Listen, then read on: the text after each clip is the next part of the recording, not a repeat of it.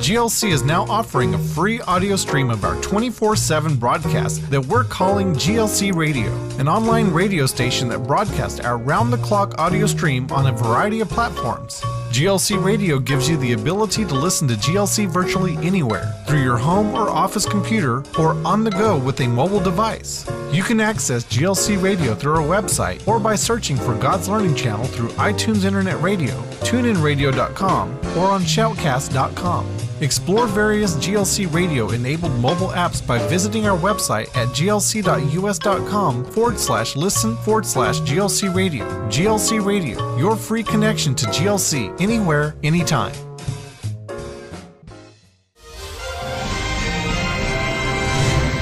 Well, welcome to Update News. I'm Amy Cooper here with my mom, Tommy Cooper. Where's my pop? Well, he's taking a day off. Maybe a couple of days off. He's not feeling real great. So yeah, he's a bit congested in coffee today, isn't he? And tired, yeah. So he's entitled. You know what? He's the president. He's been the president for a really long time. So I guess if he wants to not do the show, he doesn't have to do the show. He is working in his office though. He is. So yes, he is. Hey, guess what, Mama? The newsletter. Hallelujah! The newsletter went out this afternoon. Okay. We had some awesome volunteers here yesterday. It was so much fun. It was fun. I showed up for a little while. Everybody was shocked, and I was like, I actually was trying to get here at 9 o'clock, but I didn't make it until, I don't know, 1:30, 2 o'clock. I know. They had lunch already. I enjoyed it for you. Did you? Yeah, I did. Well, I enjoyed the time that I had there, and then I got to spend some time over in the bookstore with a few of them, visiting about some things, excited about the future of GLC. Good. Because I can talk in private about things that I can't talk on TV about yet. So, and we're throwing around some ideas. Good. So we're excited about that. And so a heartfelt thank you from everyone at GLC. Amen. And probably all the viewers, too. Right. To every volunteer who came out here and spent the day yesterday. I think there was 15. I didn't count them, but there might have been, yeah. But I can tell you they stuffed about 10,400 newsletters yesterday, which is great. We're so excited about that. And they're already saying, okay, so when's the next one going to be ready to go? Like, okay. She mailed that today. Monica took it to the post office. I'm sure she probably had some help. Danny, did you go with her? I knew it. See? Nobody wears one hat around here because tray after tray of things. And the e-blast with the newsletter will be going out tomorrow morning. Mason will be sending that out. All right. And, okay, just a little FYI. I talked to Mason earlier today, and we are in the process. When I say we, I mean not me because I don't do this kind of stuff. I mean Mason and Ryan have been working on some website maintenance, some things that are going on. So if you happen to log on and things aren't looking just right, please be patient. That's what's up. We've got website maintenance going on, and that I think Mason told me that'll probably go on throughout the weekend. So patience is a virtue. So anyway, and also over in the bookstore, we have been having issues with our online bookstore inventory coinciding with the point of sale inventory. So things will show that they're available online, and they're not online, and they're not available. We're out of them. Oh. So Mason's going to be coming over next week and spend a couple of days helping us work on that. And know that our inventory in-house it has to be counted in, all of that updated too. And so there's just lots of little, very time-consuming issues that are going on that we're going to try to take a chunk out of next week. So anyway, thank you again to all you precious volunteers. It was really great to hug your necks. I can tell you that. So, okay, Dad's not here. Are you going to read his letter? I'll read his letter. Okay. Yeah, it's a great letter. It says, enclosed, you will find a missions offering for your TV programming needs. Use it where needed most. We are a small congregation that believes that missions is a priority and vital part for spreading the gospel to the nations and all the peoples of the world. We don't know when this window of opportunity will be closed, and we want to be a part in reaching the lost for Christ. God bless you for standing as a witness in this world, where deception is rampant in and outside the church. We need to preach and teach the truth. We pray that you will always be good stewards of what God has entrusted you with. And it said, in Christ, Reverend and Mrs. Ralph Molina, pastors of One Way Life Center in Las Cruces, New Mexico. Thank you, thank you, thank you. What a wonderful letter. And they're so right. It's important that the church participate in the giving. It is very important. You know, last night when I was researching news for today's program, I came across an article. It was a very, very long article. You know, you hear about the anti-Semitism that's going on around the world, but this article that I did not pull to share with you today was giving some of the details about the anti-Semitism that's especially happening in Europe. Mm-hmm. And I'm telling you, it's a whole lot worse than I thought it was. Mm-hmm. A whole lot worse. So I might pull that in and share it with you so that you will understand really what's taking place. Because I'm telling you, it is ugly, ugly, ugly. It is. Okay, this first article comes from Israel National News and the Washington Post. And a little bit of Gary Bauer in here as well. Well, Iran has confirmed that an Iranian journalist defected while covering nuclear negotiations underway in Switzerland, between Tehran and world powers, the Associated Press reported on Monday. The Foreign Ministry, in a statement carried by the official IRNA news agency late Sunday, said the journalist defected last week and was suspended from his job at the semi-official ISCA agency, a less-known media outlet in Tehran. You think he got suspended? You think he got suspended when he defected? Maybe. The ministry did not identify the reporter, but he was identified over the weekend by the British Telegraph in a report as Amir Hussein Motagi, who managed public relations for Iranian President Hassan Rouhani during his 2013 election campaign. According to the Telegraph, Motagi appeared on an opposition television channel based in London to say he no longer saw any sense in his profession as a journalist, as he could only write what he was told.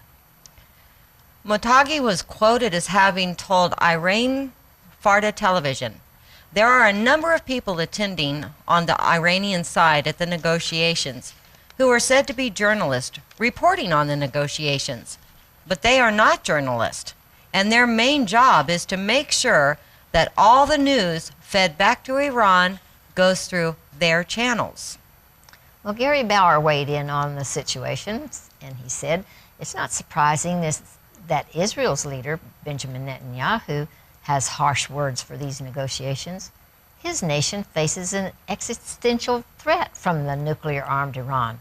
But if you question Benjamin Netanyahu's objectivity, consider what Amir Hussein Motagi had to say about the negotiations. Motagi is the former editor of the Iran Student Correspondents Association. According to various reports, Motagi was the personal aide to Iranian President Hassan Rouhani during the 2013 elections and may have served as his campaign's communication director. He was in Switzerland covering the nuclear negotiations until he defected over the weekend. Motagi says that journalism in Iran is a sham and that the media are heavily censored by the regime. No surprise there. He also blasted the Obama-Kerry team, saying the U.S. negotiating team are mainly there to speak on Iran's behalf with other members of the 5+1 countries and convince them of a deal. If a former top campaign aide to the Iranian president says our negotiations here in the U.S. are representing Iran's interest, then Prime Minister Netanyahu is right, and this is a really bad deal.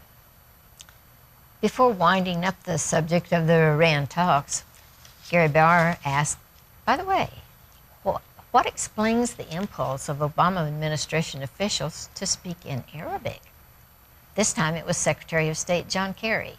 While reportedly shopping for chocolate in Switzerland, Kerry was approached by two individuals who told him that friends in Iran are optimistic about a deal.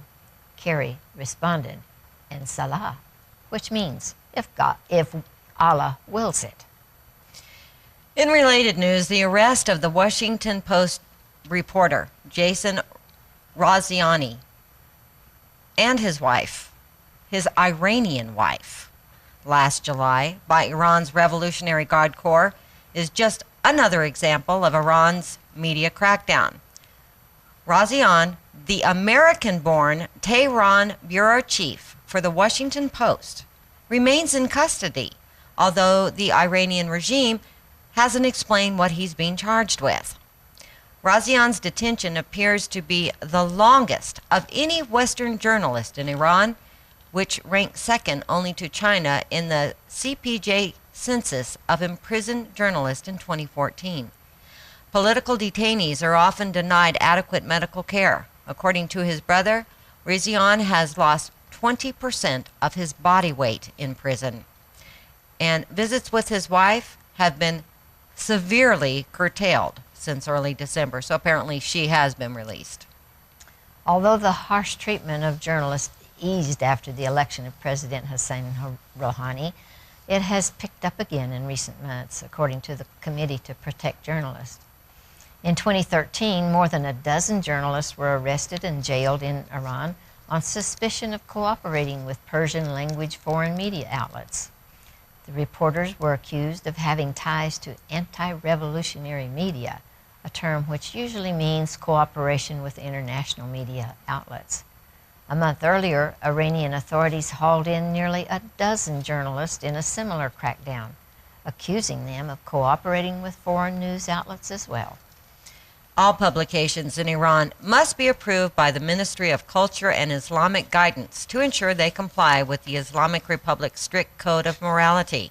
Tehran also blocks access to numerous websites, including Facebook and Twitter, to stop Iranians from browsing content it considers immoral or as undermining the regime. Wow. Well, this next article comes from the Times of Israel. It was announced on Tuesday that 26 American citizens who were present at Tel Aviv's Ben Gurion airport when it was targeted by Hamas missile fire during last summer's war will file a lawsuit against the terror group in a U.S. court. Under U.S. law, targeting or committing acts of violence against American citizens in an international airport can carry a prison sentence of up to 20 years. The litigation, which was inspired and organized by Israeli legal group Shorat Hadin, seeks to have various top Hamas commanders tried on war crimes charges. The airport, just south of Tel Aviv, is located less than 40 miles north of the Gaza Strip.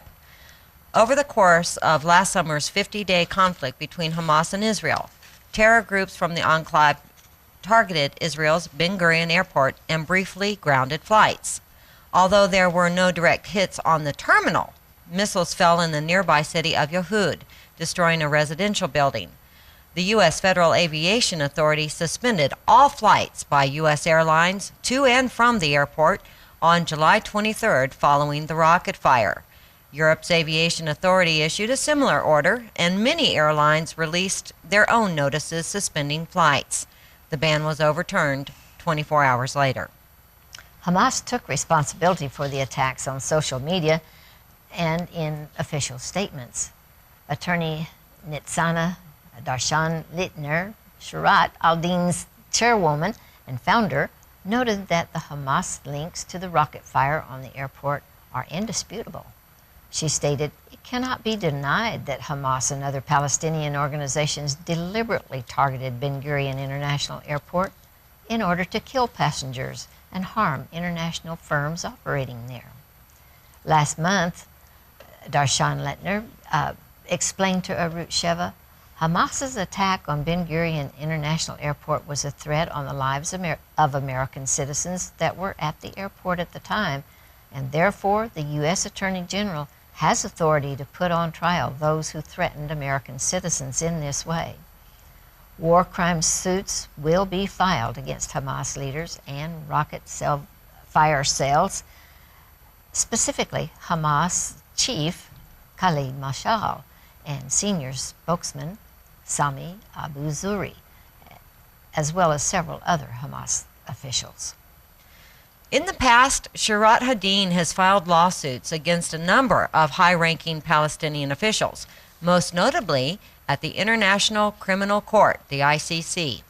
In January, the NGO brought indictments before the ICC against 3 leading officials of the Palestinian Authority, all of whom belong to Mahmoud Abbas's Fatah Party. According to Shirat Hadin, during the 2014 Israel-Gaza conflict, Fatah openly boasted in Facebook pages and other media channels that it launched projectiles that cause the injury and death of Israeli civilians, a war crime under international law. And in related news, a landmark New York court ruling in February fined the PLO, the Palestinian Liberation Organization, and the Palestinian Authority $218.5 million in damages for a spate of terror attacks on American citizens in Israel during the Second Intifada in the early 2000s. The U.S. Anti-Terrorism Act could allow for that to be tripled. The more than 2-decade-old law allows victims of U.S.-designated foreign terrorist organizations to seek compensation for pain and suffering, loss of earnings, and other hardships. Jurors heard dramatic testimony from family members of people killed in the attacks and survivors who never fully recovered. Look at that bus. One victim, Rina Sokolov, described how a family vacation to Israel in 2002 turned to tragedy with a bomb blast outside a Jerusalem shoe store. The Long Island woman testified that she felt like she was in a washing machine, and blood flowed so quickly from a broken leg she thought she'd die. I looked to my right and saw a severed head of a woman about 3 feet from me, she said. The plaintiffs also relied on international records showing the Palestinian Authority continued to pay the salaries of employees who were put behind bars in terror cases and paid benefits to families of suicide bombers and gunmen who died committing the attacks. Plaintiff attorney Kent Yalowitz asked, where are the documents punishing employees for killing people? We don't have anything like that in this case. Yalowitz also put up a photo of Yasser Arafat on a video screen, telling the jury that the Palestinian leader had approved martyrdom payments and incited the violence with anti-Israeli propaganda. Last year, a Brooklyn jury decided that Arab Bank should be held responsible for a wave of Hamas-orchestrated suicide bombings that left Americans dead or wounded based on claims the financial institution knowingly did business with the terror group. A separate phase of the Brooklyn trial dealing with damages set to begin in May will also feature testimony from victims. Can you imagine? Going on a family vacation, you're shopping in a shoe store, there's a bomb, and the next thing you know, there's a woman's severed head 3 feet from you. And your leg's broken. Yeah, and you're bleeding to death. Okay, this next article comes from Arut Sheva, the Wikipedia site, and here you go. I say just you fasten your seatbelts for this one. A new 11-minute documentary by the Center for Near East Policy Research entitled Children's Army of Hamas shows up close the training of thousands of children by Hamas in special terror training and indoctrination camps in Gaza. Footage for the documentary was shot by a television team hired by the Center for Near East Policy Research. The video explains that the camps are run with cooperation from UNRWA, which runs the schools that Gaza's children attend. The video features senior Hamas member who confirms that he's very pleased with the cooperation with UNRWA. Another segment shows a senior Hamas official giving a speech to children dressed in military uniforms and telling them, "You are the generation that is destined to fight, despite the fact that you are so young. You're training for jihad." The Center for Middle East Research explains that UNRWA states on its website that its curriculum is dictated by the Hamas authorities. The center adds that the military training program, too, is included in URWA's school curriculum. So, what is this UN organization that runs these Gaza schools? The slogan on the UNRWA website reads, "We provide assistance and protection for some 5 million Palestinian refugees." Well, we turn to Wikipedia for just a little bit more insight on the organization. And found out that created in December 1949, the UNRWA was originally intended to provide jobs on public work projects and direct relief for 652,000 Palestinians who fled or were expelled from their homes during the fighting that followed the end of the British Mandate over the region of Palestine back in 1948, when Israel began as a nation. It also provided relief to Jewish and Arab Palestine refugees inside the State of Israel until the Israeli government took over responsibility for Jewish refugees in 1952. In the absence of a solution to the Palestinian refugee problem, the UN General Assembly has repeatedly renewed UNRWA's mandate, most recently extending it until June 30th of 2017. Today, UNRWA provides education, health care, and social services to 5 million registered Palestinian refugees from the 1948 and 1967 wars and their descendants as well. The UNRWA has been providing relief for nearly 70 years. The UNRWA is separate from the UNHCR, Human Resource, which is the main UN refugee agency responsible for aiding refugees all over the world. In contrast, the UNRWA is the only agency dedicated to helping refugees from a specific region or conflict, providing aid to Palestinian refugees living in Jordan, Lebanon, Syria, the West Bank, and the Gaza Strip. There are substantial differences in the mandates of the two UN agencies as well. The specific mandate of the UNHRC, which aids all refugees worldwide, is to eliminate their refugee status by local integration in the current country, resettlement in a third country, or repatriation whenever possible. But in stark comparison, the UNRWA, which aids only the Palestinians, allows refugee status to be inherited by descendants, and the agency does not revoke refugee status once citizenship is obtained elsewhere. Think about that. So it's a perpetual growing dilemma. Well, it is. And my heart is really broken over this situation. If we have time to talk about it at the end of this next article, we will. But while my heart is grieving, I came across this next article written by a Palestinian and published in the Jerusalem Post just this past December. It's titled, "Proud Palestinians Must Lead the Fight to Reform UNRWA." The author, Basim Eid, is the founder and director of the Jerusalem-based Palestinian Human Rights Monitoring Group. This article will be, and may already have been, part of a special presentation to the British Parliament sponsored by the London-based Henry Jackson Society and the Jerusalem-based Center for Near East Policy, the same group that just finished filming that 11-minute documentary. On the children. On the children. We Palestinians can no longer deny our responsibility for the destiny of our people. For 26 years, I have been devoting my life to the mission of defending human rights. I've seen war and terror.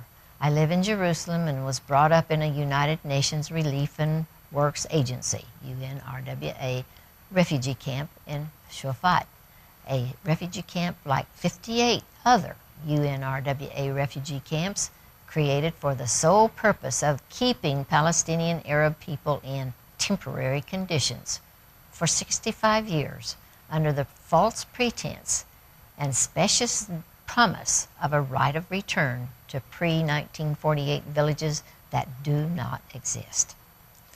As a proud Palestinian, I must take responsibility for what will happen to our people. We can no longer deny our responsibility for the future of our people. UNRWA, to continue its operation, depends on death and the visual suffering of 5 million Palestinians who continue to wallow in and around UNRWA facilities.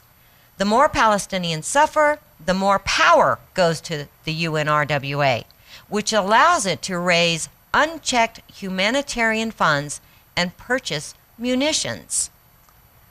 People ask, why not abolish UNRWA? Well, this cannot be done. The only agency that can abolish UNRWA is the UN General Assembly, which has never had the interest of the Palestinian people at heart. After all, the UN rakes in more than $1.2 billion a year as an incentive to continue our status as refugees. Well, people ask, why not ask the donor nations to defund the UNRWA? Do they not realize that a Western defunding of UNRWA would allow nations like Qatar to enter the vacuum, leaving the West with no leverage whatsoever over UNRWA policy? The point is to influence donor nations to reform UNRWA and predicate future aid to UNRWA on reasonable conditions, which in my opinion is as follows. 1. Audit all funds allocated to UNRWA, which operates on a $1.2 billion budget. Number 2, introduce UN High Commissioner for Refugees standards to the UNRWA to encourage permanent refugee settlement. Number 3, cancel the UNRWA war curriculum based on principles of jihad, martyrdom, and the right of return by force of arms. Number 4, demand that UNRWA schools conform to the UNRWA slogan, peace starts here. And number 5, dismiss UNRWA employees affiliated with Hamas, defined by the donor nations to UNRWA as a terrorist entity. It is therefore the responsibility of the Palestinian people to rebel against the arbitrary administration of the UNRWA, which seeks to perpetuate our refugee status instead of helping our people to strive for a better future. The Palestinians see that UNRWA is continually cutting back on its activities, devoting most of its budgets to health and education. UNRWA claims that this is because the contributing countries have not upheld their commitments regarding the transfer of funds. Furthermore, UNRWA provides many more services to the Gaza Strip than it does to the West Bank, and this even further infuriates the residents of the West Bank. Moreover, UNRWA has not raised the salaries it pays to its local workers for years, and in many cases has even neglected to pay its workers for months at a time, thus enraging the Palestinians even further and leading to numerous strikes and conflicts. And what we don't have time to finish in this article is very, very interesting. The UNRWA has not conducted a census within the refugee camps for some 2 decades. And so the organization cannot know how many refugees are living in those camps. So what are they basing the funding on is what he's asking. Mm-hmm. So you know what? There's some things going on behind the scenes, and we'll talk more about this issue later because we need to be praying for these people. We will see you on Friday. We love you. Pray for the peace of Jerusalem, my dad, and GLC. Yes. Thanks.